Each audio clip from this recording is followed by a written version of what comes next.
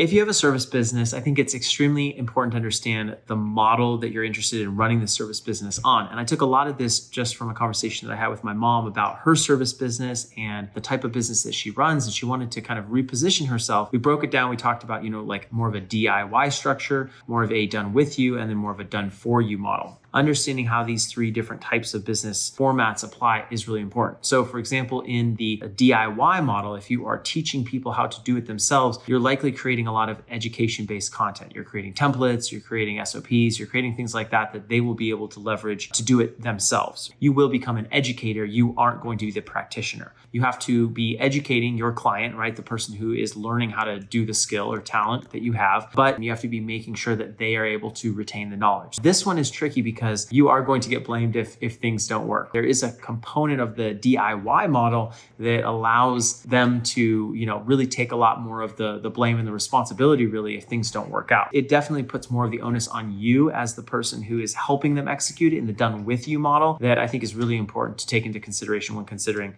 this kind of second avenue. The third one is fully done for you. One thing that we've learned in our venue business is there is a layer of autonomy that you absolutely have to have when doing things for someone else. You have to kind of be given the keys to the castle and be able to execute and implement all of the standards and operating processes and everything that you have to be able to achieve the result you want. If you don't have those things, you're going to end up in a world of hurt because the client is going to want to have their input on things. If you are doing something for them and running their business for them, you need to make sure that you have absolutely carte blanche to be able to run the business how you need to be able to run it to be able to get the result that you know you can achieve. You want to make sure that you really clearly define those things in contracts or whatever from the very beginning, so there's not any of that miscommunication or misconception around like who's responsible for what as things go on. But my point about that third door is you are a pure practitioner in that point. There is no education piece. You are not trying to educate your client on how to do the thing. You are doing the thing.